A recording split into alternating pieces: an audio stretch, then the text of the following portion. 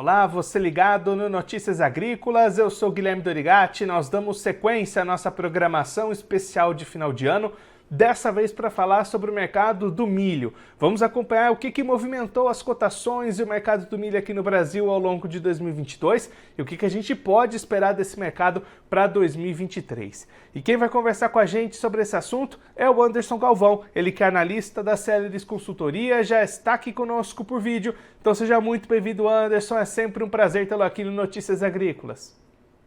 Olá, Guilherme, olá a todos aí que nos assistem. Anderson, 2022, vamos começar por partes para analisar esse ano. Um ano que começou com dificuldades na safra de verão aqui no Brasil, com a seca lá no sul, mas teve uma safrinha bastante robusta, né?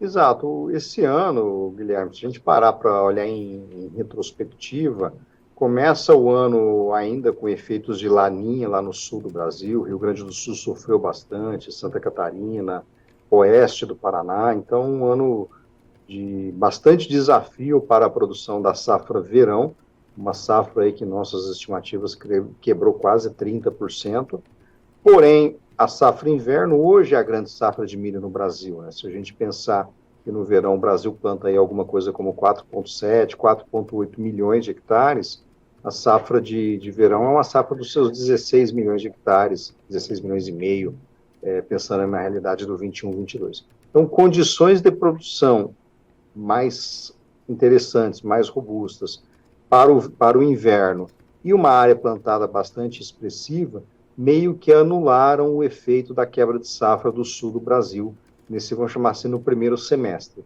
Ainda assim, essa quebra ela foi suficientemente forte para sustentar cotações de milho aí no todo o sul do Brasil, né? Paraná, Santa Catarina, em patamares bastante interessantes, principalmente no primeiro trimestre desse ano.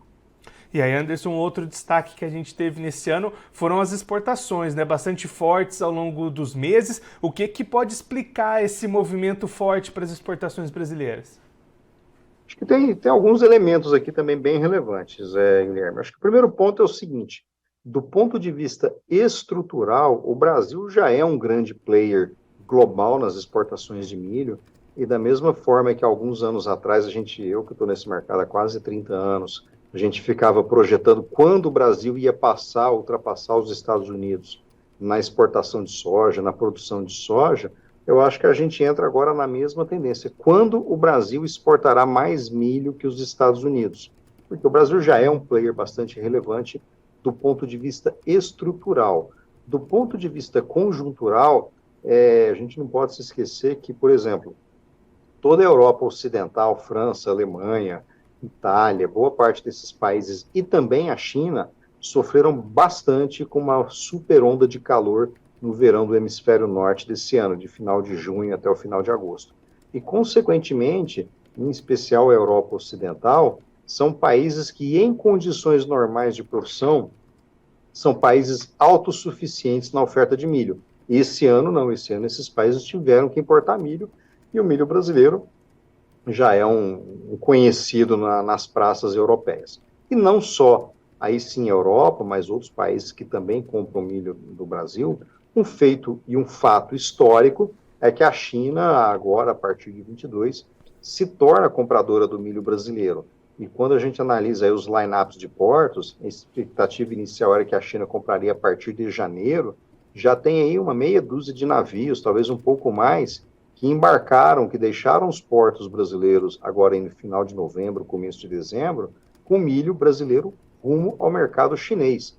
Então é uma nova era, uma nova etapa que a gente vê se desdobrando aí a partir de 23 para o milho brasileiro entrando no mercado chinês. Então todos esses elementos em conjunto explicam e justificam que o volume exportado de milho nessa safra, ele vai bater as 42 milhões de toneladas, que é praticamente o recorde exportado em 2019. Então, de novo, o Brasil hoje é, sim, um ator extremamente relevante, com protagonismo no mercado global de milho.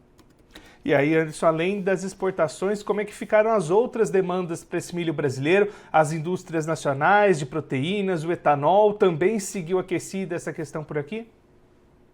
Olha, o ponto, de novo, bem relevante. A cultura do milho, que se a gente olhar para trás, 2000, os anos de 2000, a década de 2010, que era uma cultura quase de segundo ou terceiro escalão, o milho hoje é tão relevante quanto a soja, inclusive na composição da rentabilidade do agricultor. Agricultores que conseguem fazer duas safras, sendo uma de soja e outra de milho, são agricultores que têm uma rentabilidade bem acima da média.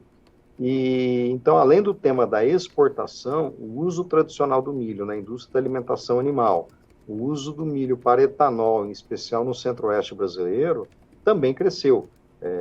A indústria de etanol de milho nesse último ano deve esmagar alguma coisa próximo de 10 milhões de toneladas de milho.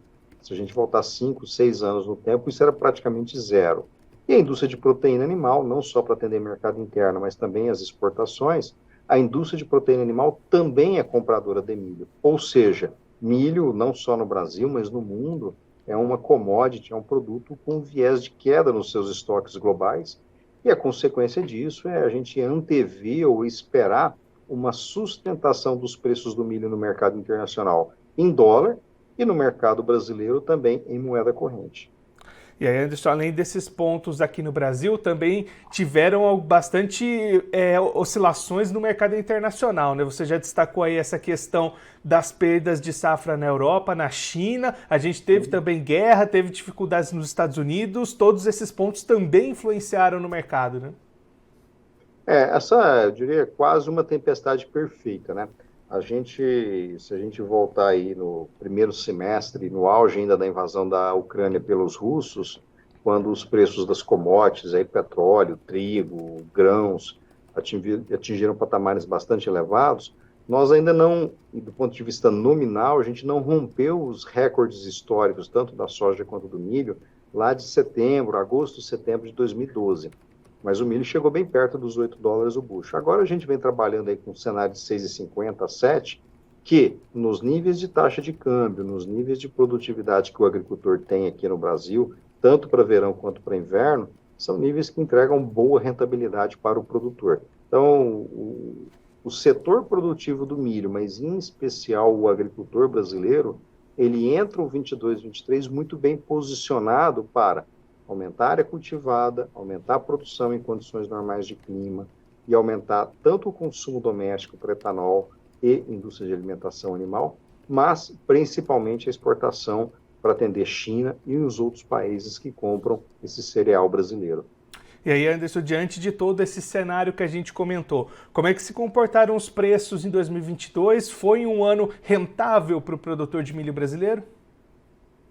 Guilherme, de novo, aqui tudo estou falando considerando produtividades normais. Obviamente que aquele agricultor lá do sul do país, que teve sua lavoura literalmente dizimada pela estiagem do Laninha do 21-22, esse agricultor ele não teve produtividade suficiente para, mesmo os preços elevados que o milho teve nesse primeiro semestre, também boa parte do segundo semestre, possivelmente cobrir seus custos. Porém, via de regra, produtores, vou falar aqui numa realidade de safra inverno, ou safrinha, produtores com 90, 100 sacas de milho por hectare a mais, foram produtores que sim conseguiram ter boa rentabilidade na sua produção.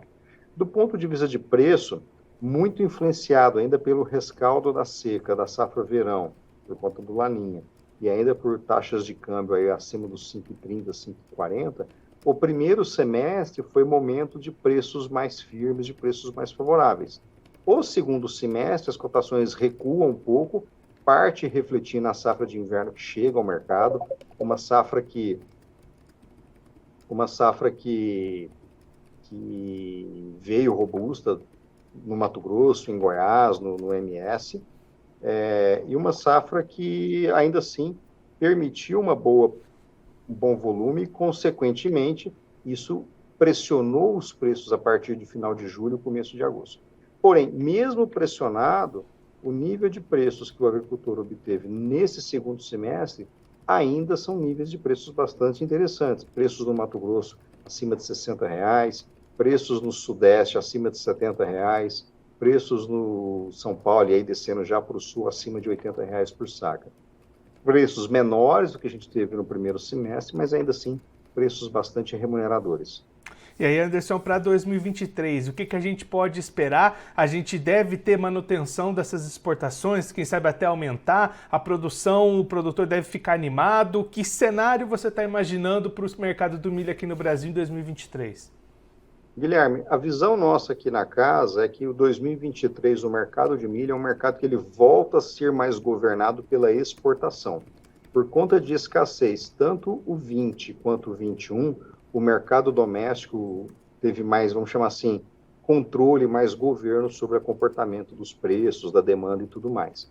O 23, com uma safra de milho inverno projetada na casa dos 105 milhões de toneladas, e um milho do verão com 30 milhões de toneladas, a gente entende que o 23, o mercado vai estar ancorado, escorado nas exportações. O nosso número, esse ano agora, 22, a gente fecha com 42 milhões de toneladas exportados, e o próximo ano, 23, com alguma coisa próximo de 49 milhões de toneladas. Ou seja, é a exportação que vai dar liquidez para o mercado de milho no Brasil. E, em sendo a exportação a fonte de liquidez, os preços nos próximos 12 meses, no nosso entendimento, eles se basearão pela paridade de exportação.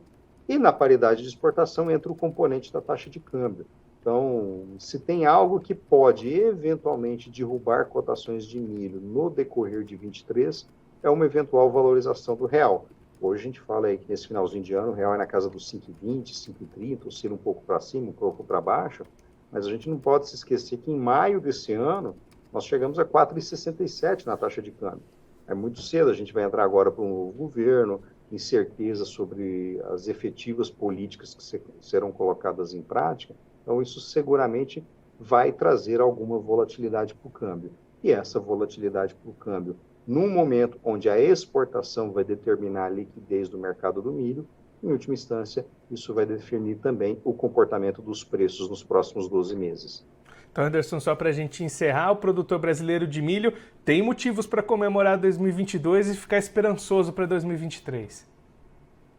Como eu falei há pouco, né, Guilherme, a gente está num momento muito peculiar da cultura do milho, né? Como eu falei, quando comecei a trabalhar nesse mercado lá em 94, 95, que uma saca de milho valia em Sorriso R$ 3,40, R$ 3,50, isso é um mundo que não existe já há muitos anos, né? Então, numa combinação entre mercado comprador, a infraestrutura brasileira que melhorou muito nos últimos 10 anos, os níveis de produtividade dentro da propriedade, tudo isso, toda essa combinação de fatores, tornam o milho hoje uma cultura tão relevante quanto a soja.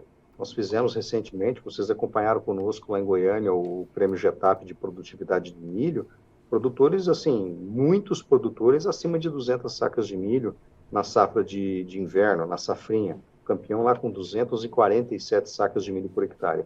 Ou seja, uma combinação de produtividade e eficiência dentro da porteira, melhoria das condições de logística da porteira até o porto ou até os mercados, e um cenário externo favorável para a exportação do milho brasileiro, coloca o milho, eu diria, em condição de igualdade com a cultura da soja. Anderson, muito obrigado pela sua participação, por ajudar a gente a fazer esse balanço de 2022 para o milho, traçar essas perspectivas para 2023. Se você quiser deixar mais algum recado, destacar mais algum ponto para quem está acompanhando a gente nesse final de ano, pode ficar à vontade. Acho que o recado principal que a gente sempre passa para o nosso cliente aqui na consultoria, Guilherme, é o seguinte: o mundo come hoje e o mundo vai comer amanhã.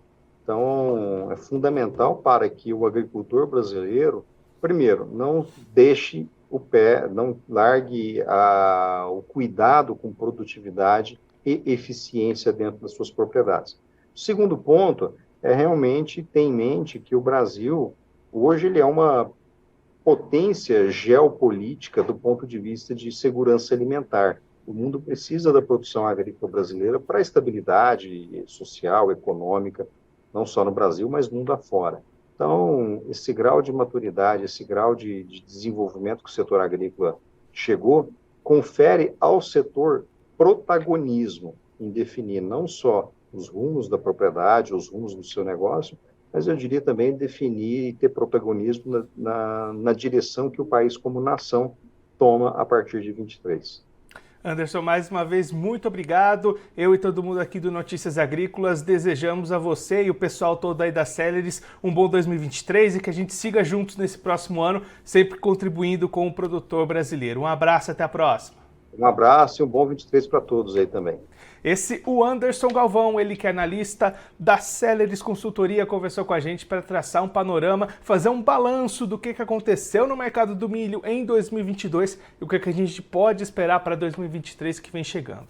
Resumindo, o Anderson destacando o 2022, na média geral dos produtores, com boas produções, bons preços, preços remuneradores e exportações puxando e alavancando a liquidez desse mercado, o que deve ser o cenário para 2023. O Anderson destacando que as expectativas da consultoria Celeris são para 42 milhões de toneladas fechando esse ciclo de 2022, o que ficaria igual ao recorde registrado em 2019, mas para 2023 as expectativas são de 49 milhões de toneladas, o que seria um recorde absoluto e puxaria os preços do milho aqui no mercado nacional em 2023. Anderson Galvão esperando que a paridade de exportação deve ser a balizadora dos preços para 2023, que novamente a gente deve ter expectativas de bastante produção, produtor animado, produtor investindo, aumentando a área e elevando cada vez mais a importância do milho, que hoje, como o Anderson destacou algumas vezes aqui para a gente, já se equipara à importância da soja dentro do setor produtivo, dentro do seu sistema de produção do produtor nacional, do produtor brasileiro. Bom, eu vou ficando por aqui, mas você continue ligado que daqui a pouquinho tem mais programação especial de final de ano aqui para você no Notícias Agrícolas.